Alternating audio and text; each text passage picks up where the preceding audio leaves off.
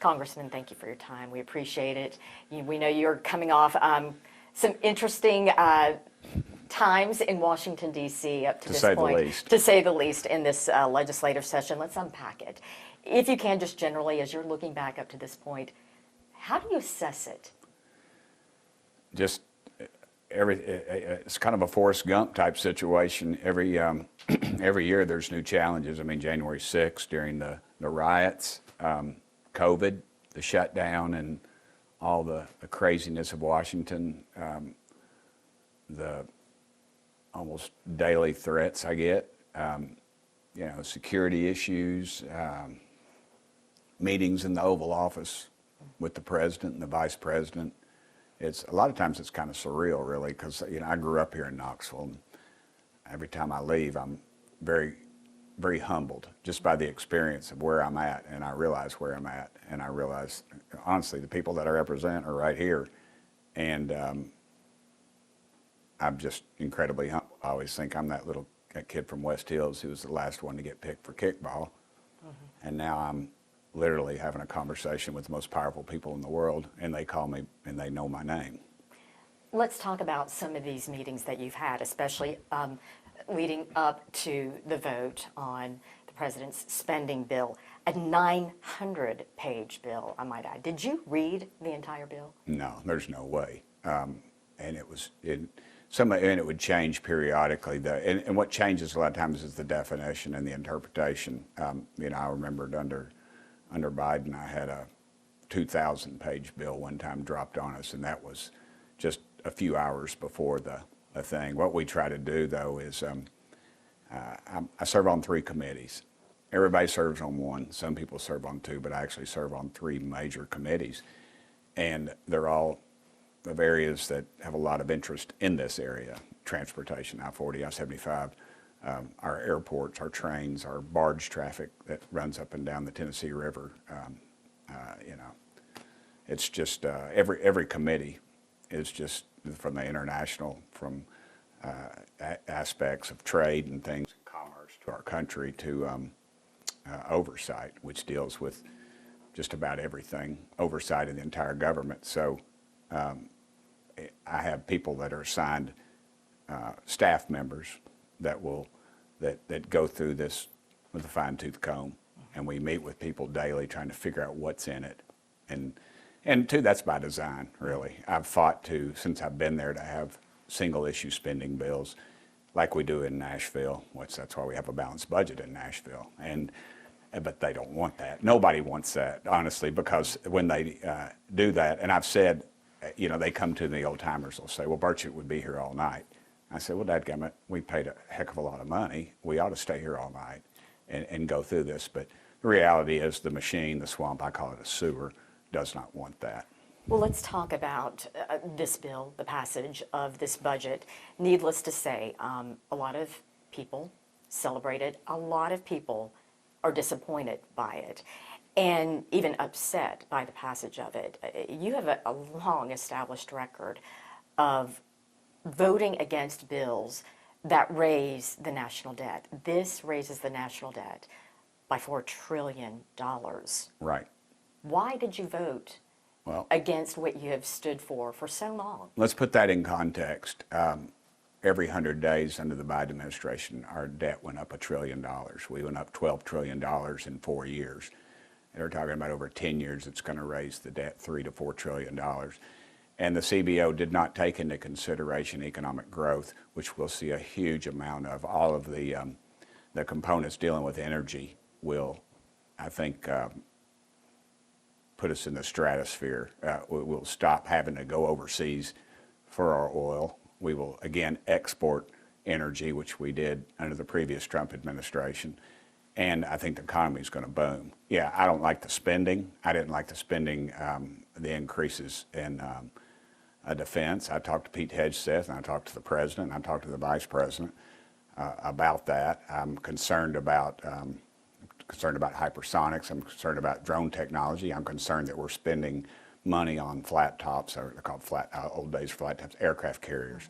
You can put a $3,000 drone in the air and take out $500 billion worth of apparatus on the deck of one of those things, and we're continuing to make them, and those are concerns I have. But the overall was that, first of all, Tennesseans would pay, say, a family of four making $70,000 a year. Some of them, they'd pay $1,500 to $2,000 more dollars a year in tax if we did not pass the bill.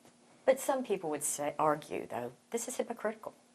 Well, they could, but they're not taking into consideration the CBO is a very partisan organization. So I don't buy that. I don't buy that at all, actually. So to that point, the CBO, you relied on them just last year when it came. You wanted them to have the House Clerk read aloud the CBO score before the bill was presented, and as a form of transparency. Fiscal what has note. Changed Nothing since has. then to now? Nothing has, other than the fact that I've now learned that 85% of the people that work in the healthcare division of the CBO, they contribute to Democrat candidates and are registered Democrats. And what happens in Washington, D.C., as you know, is that these agencies just become dumping grounds for the political parties, and that's what the CBO has become. And the CBO actually fought me on that, and I wanted them just to do their dadgum job. Because in Nashville, that's what you have. You have a fiscal note that follows the bill. And yet, again, they wouldn't allow me to do that. And so if they're not going to do their job, or if they're going to fight us on making them do their job, I think we need to find another agency. But once again, you did lean on them in the past, and you said nothing But they didn't do has it. really changed. That they didn't do it. That's the problem. I leaned on them, but they didn't do it. And that is a huge problem that we've had with the CBO, I think. I think it's a partisan agency. Again, when it benefits us, we use it. When it doesn't benefit it, we don't.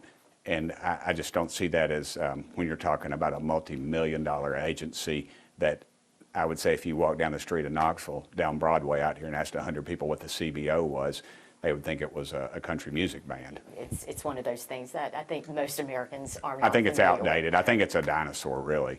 On July 2nd, as you were preparing to vote, you were on your way to the White House, and we follow your tweets, and you said you quipped about going to the White House or behind the woodshed. Which one did you go to? I went to the White House, actually. You know, I've always, you hear how Trump's going to be, and frankly, J.D. Vance, you hear a lot of talk in the media of how they cuss people out and raise their voices. And, you know, every time I've gone into the White House, they treated me with respect. They've called me by my name. They haven't degraded me. This past time, there was 14 of us, and we're in the Roosevelt room. I was sitting beside Byron Donalds, and the president walked in and spoke to Byron, spoke to me, and called me by my name and said some things that we had talked about in the past and some other things. It was kind of humorous, really. And then 14 members of Congress literally peppered him with questions for almost 2 hours. You asked questions. What answers did you get then? Because you said you were seeking comfort. Yeah. Obviously, you must have gotten some comfort I did. to actually vote for the bill, despite your long-held beliefs. Yeah, since the CBO did not give us any numbers on what the economic impact of these reforms would be, I asked him, and other people asked things about energy credits. They asked about, there was questions about abortion, there was questions about the military, there was questions about the attacks on Iran and what was going on in the future. And honestly, the interesting thing about Trump is always made a lot about his ego, and there's no question he's got an incredible ego, there's no question. But when you ask him a question, he would answer the question, and then if he didn't know the answer, he had the expert in the room, and he would point it out. And a couple of times, even J.D. or Vice President Vance would chime in, and it was an unusual situation because you know as well as I do, you've interviewed a lot of people, and a lot of people with huge egos, and they'll tell you an answer, even if they don't know the answer. It's very rarely for somebody to say, I don't know. But Trump would say that in the meeting, I don't know, and he would point to the person who did, and then they would answer it. Do you think, when you said concerned about I might be going to the woodshed, was he assuming you were not going to vote for it? Yeah. And therefore Yeah. put Well, pressure that's why on I you? was So there. did you bow to his pressure? No, I didn't bow to his pressure. I actually, he answered my questions. It was not even anything of that.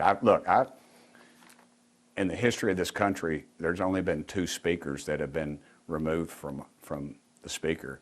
And I was one of those people that removed a former speaker, one of those 5 or 6, I can't remember the numbers. And you're talking about pressure. I mean, I'm talking about national leaders calling you.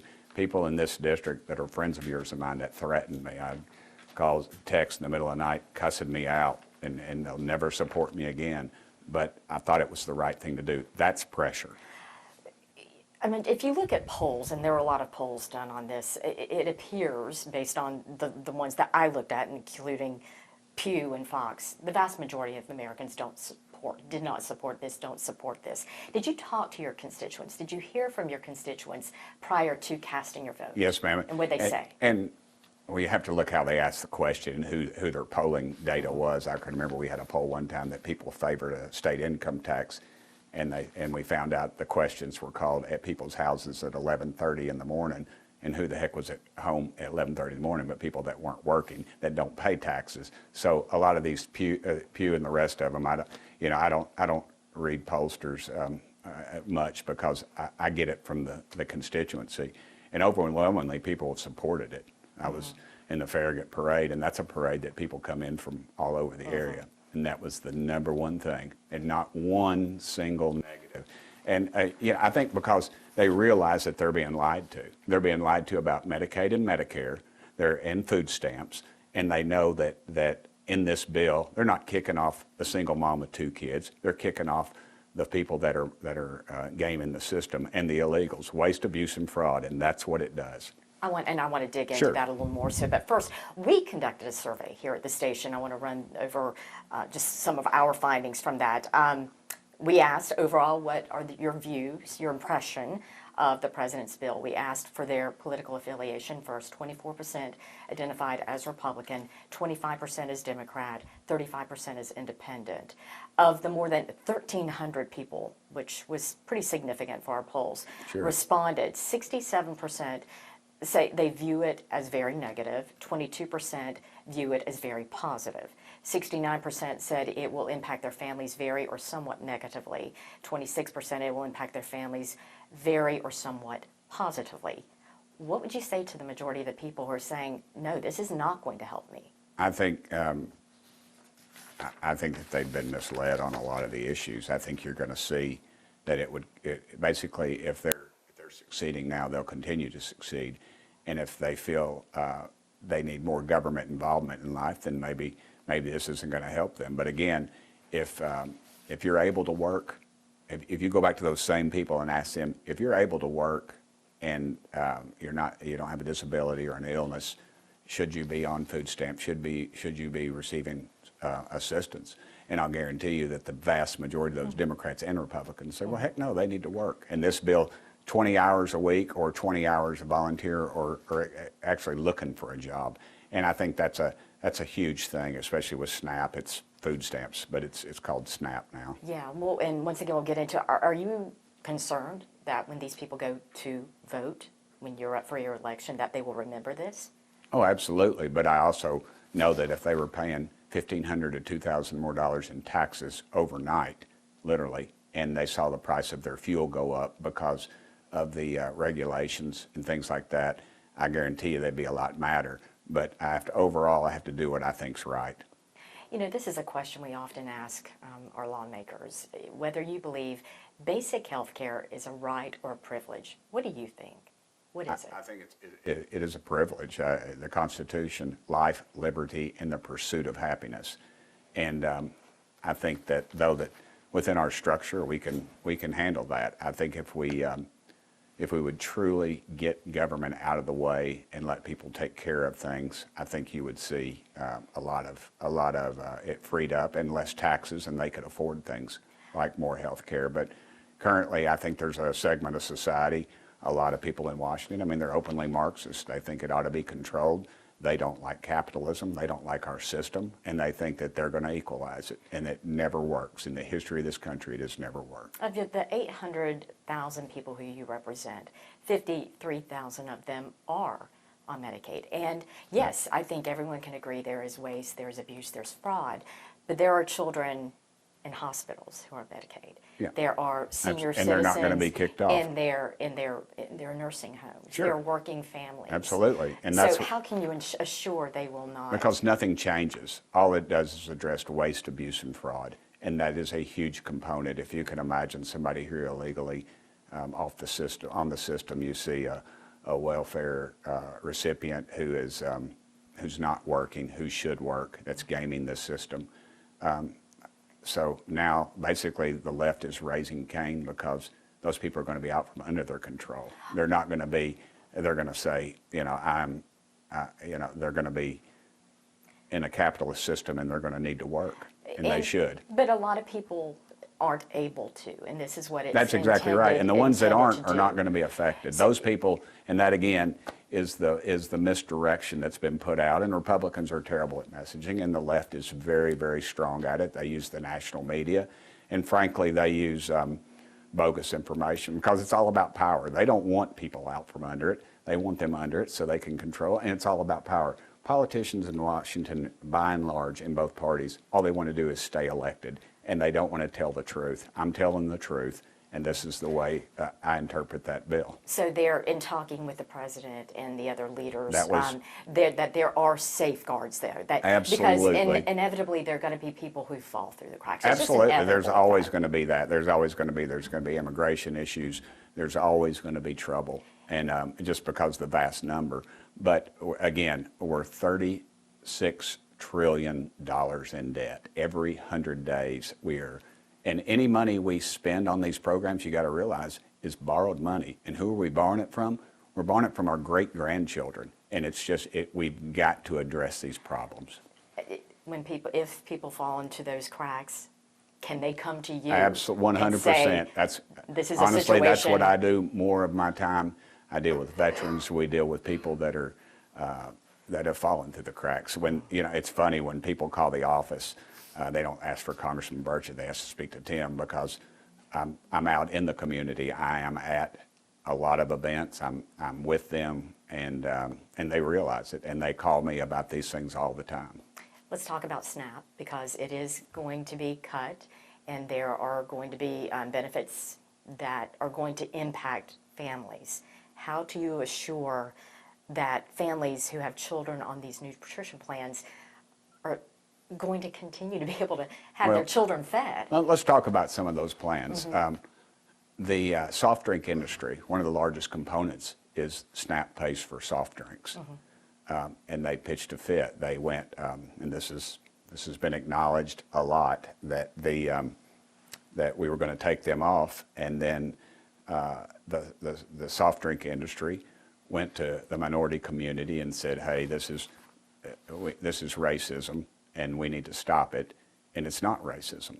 I tell you what's bad is when you see kids that are type 2 diabetics. I mean, it's that's epidemic. You've seen the numbers. Mm-hmm. The CDC has given some incredibly dangerous numbers. That's what we should be concerned about, and not billion-dollar corporations. And the SNAP, they're taking. They took off energy drinks this time, I believe, or some of them. And to think that an energy drink is on, and the only reason there is because they've lobbied. They've lobbied a segment of Congress, and they've contributed heavily to their coffers, and that's how they do that. And SNAP, of course, again, if you're able-bodied and if it's waste, abuse, and fraud, those are the criteria. If there are any of those three criteria, yeah, you're going to be off of it, but you should be. We cannot continue paying people and rewarding people for staying at home. I've sat and watched. I can't tell you how many times I've sat and watched somebody go through those lines and getting the things that they're not supposed to get.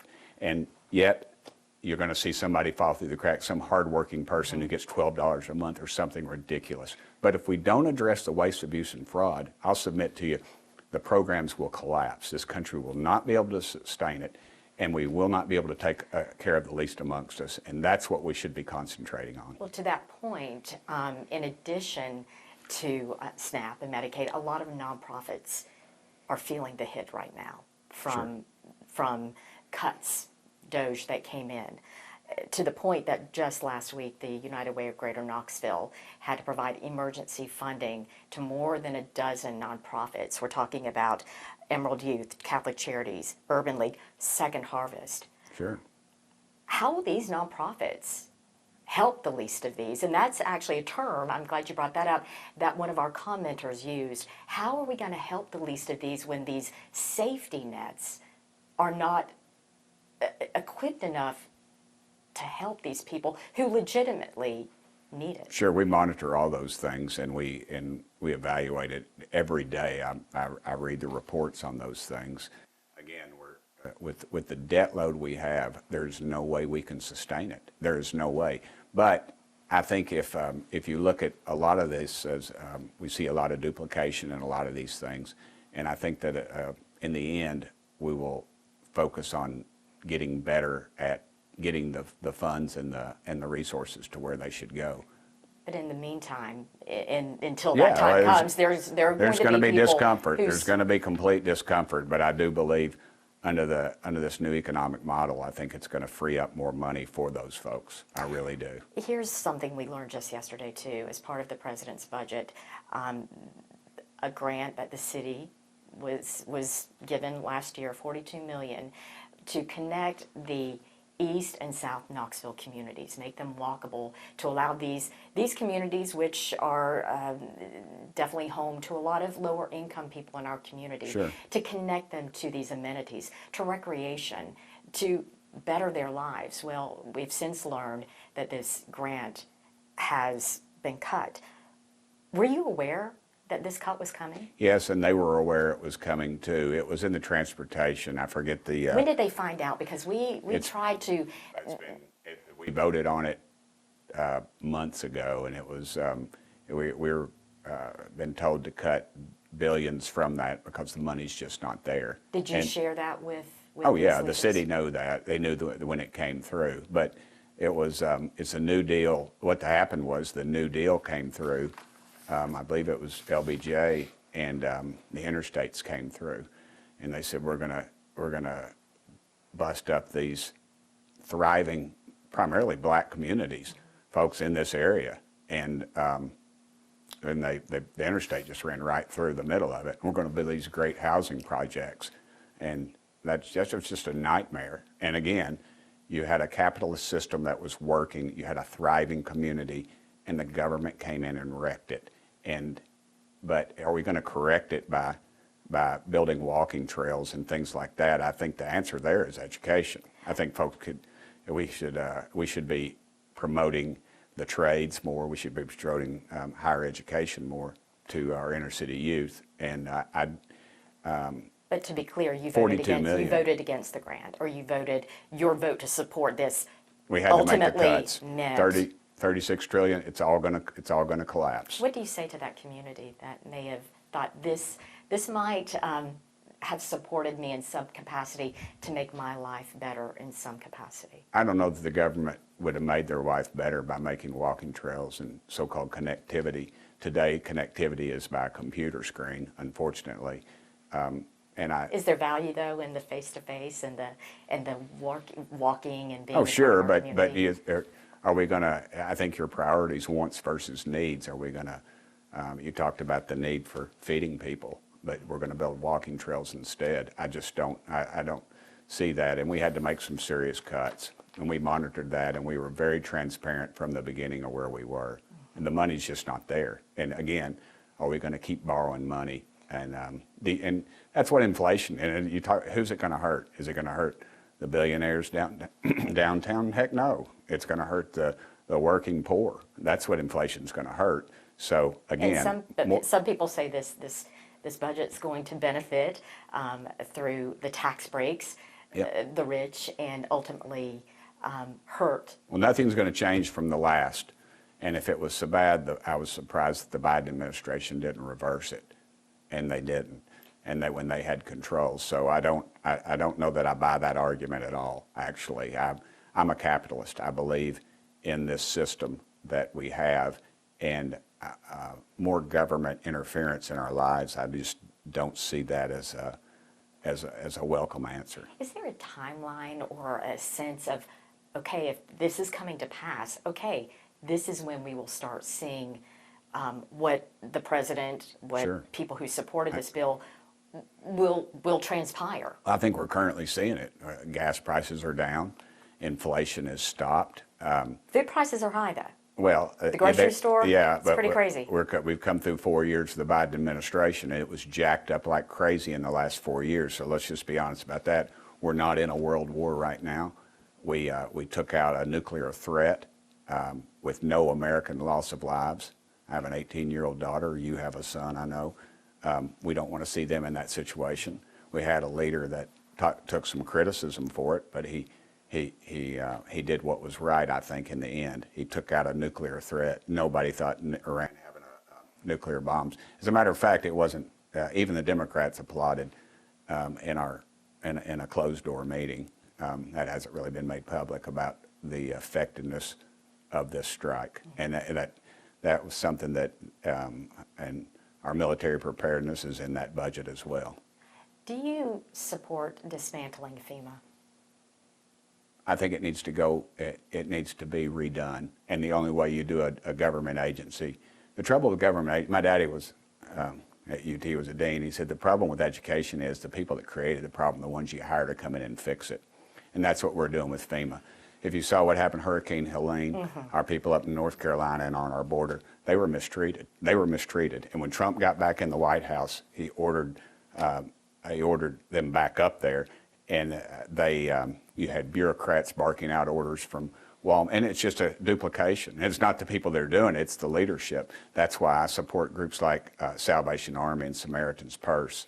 I believe they can handle those things, and they do it in a much more professional way, and they do it better. You had literally people, and we had testimony, sworn testimony, that people were going by people's houses that had a Trump sign in their yard, and they weren't even giving them, and they wouldn't go to their yard, and that happened more than once. And that's you confirm that, because I've heard. That was yes, in testimony in happen, Washington D.C. Unless unless they perjured themselves.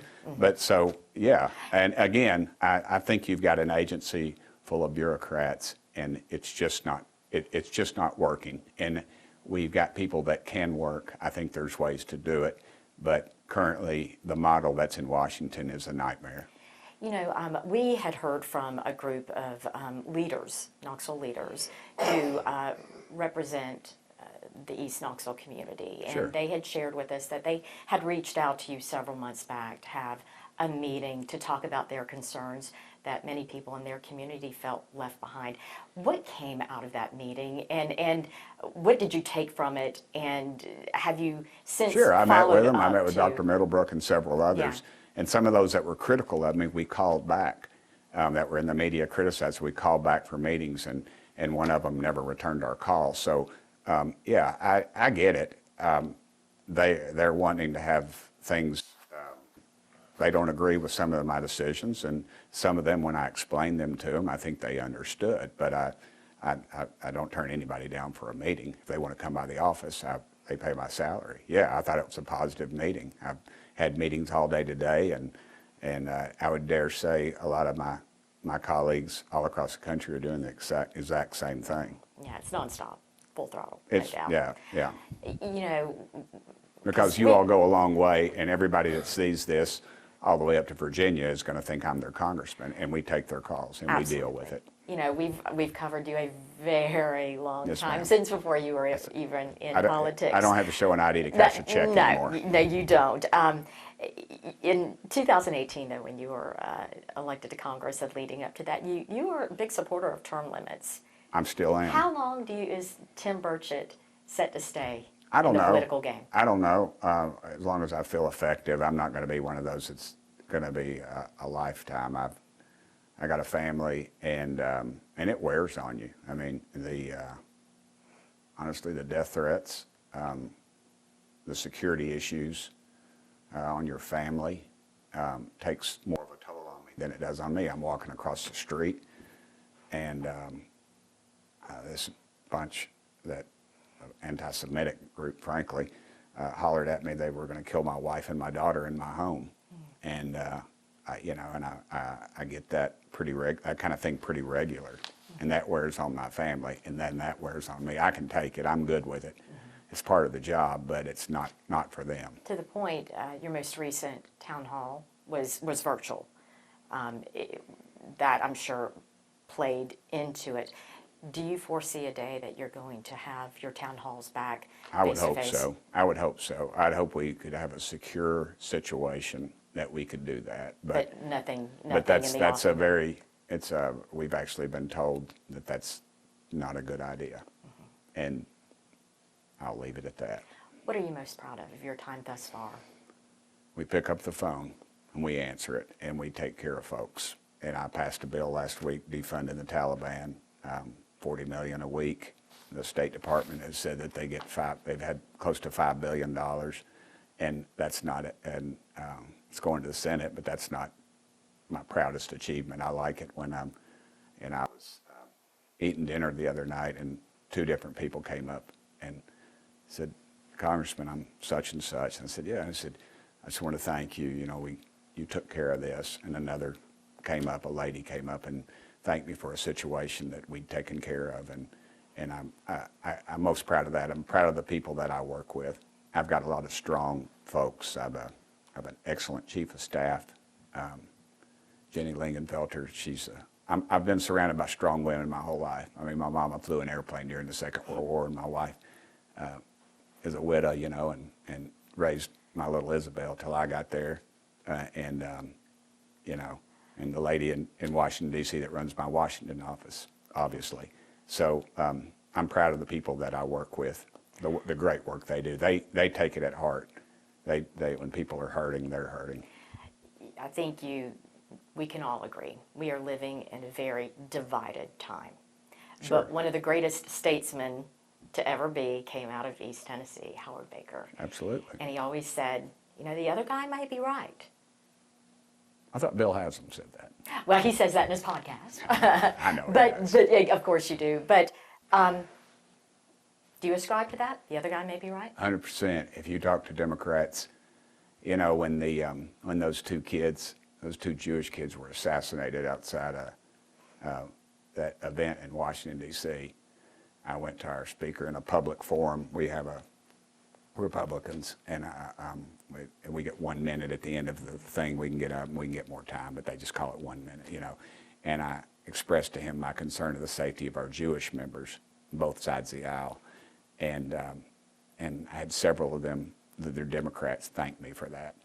And you know, AOC, consider a friend. I don't agree with her. We talk. We work. As a matter of fact, we're working on the bill on no tax trades. I mean, I'm scared. No, not tax trades. Stock trades. Mm-hmm. She and I and Chip Roy and some others. They're far left as I am conservative. But you know, we're working on that, and you're not going to see that with too many others. I mean, I see people get on elevators with people of the other party, and they'll get off, and that's ridiculous. I mean, how does but that keeps them in power. Look, as long as people are fighting. And that's part of leadership in both parties. As long as they're fighting, they stay in power. I mean, you look at world leaders. As long as what's going on in the Middle East is going on in the Middle East, you're going to have basically the same group of leaders because they preach that hate. And as long as that war's going and there's bombs going off, they can point at them and they're going to stay in power. And as long as we're fighting, they stay in power. And to me, it's kind of almost a diversion.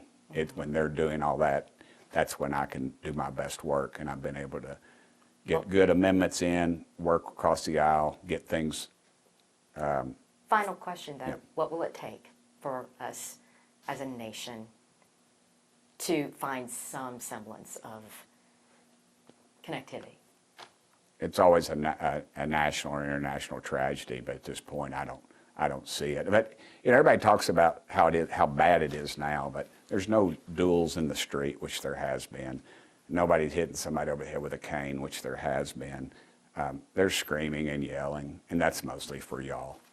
When you're behind the scenes, you know, we work out in the gym with it's a bipartisan group, and you know, I talk to all of them. I actually have had a couple of them call me over the break, a couple Democrats, and I've called others back, and but I'm kind of an anomaly, I think, in that regard, actually, because And- I really don't give a rip. I don't care. I'm in a bipartisan prayer group, and Jesse Jackson's son, Jonathan, is one of my closest buddies in Washington. He called me one day and he said, "What are you doing?" And I said, "Well, it's raining. I can't do anything."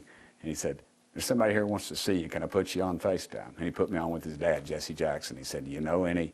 And he said, "Are you friends with any of the white Republicans?" is what Jonathan said to me, which was kind of funny. And because we always joke, we don't really care about all the nonsense. And there I was talking to Jesse Jackson and his mama. And so that was kind of cool. And you know, that's not unusual for me.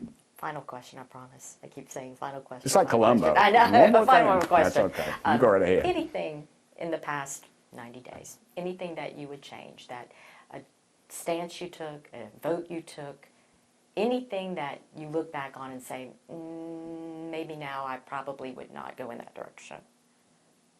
It's just going to be one of those gotcha things because I can't really think of it. A lot has happened in the last 90 I wished I'd days. spent a little more time with my wife and daughter, honestly. I've been on the go a lot, Yeah. and I'm doing more in and around the region instead of just right here in East Tennessee. So, But in Washington? not you really. stand- No, you stand I've by taken some everything? tough stands, and honestly, I pray about every morning. I say, Lord, just and before I walk in here, I say, Lord, I just don't let me embarrass you, and let me do what's right. And honestly, that's what guides me. It's not and sometimes I just have to go with my gut. And you'll see in committee meetings, you'll see all the Republicans are green on the vote board, and there'll be a couple of reds, and it's me, and I vote against it, and I walk off and I always remember my daddy told me one time, he said, "You know what I do at night, buddy?" And I said, "What's that, Daddy?" He said, "I sleep." And I thought, well, and then I realized what he was saying was I don't worry about what I did during the day because I do what was right. And I learned from the best. My mom and daddy were exceptional. They weren't bumper sticker Christians. They lived it. They took care of people. And So you're saying you sleep at night? I sleep at night. I sleep in my office, but I sleep at night. I'm sorry, stepped on your toe, but because it's a rich man's game up there, and I'm afraid you didn't elect a rich man to Congress. Congressman Tim Burchett.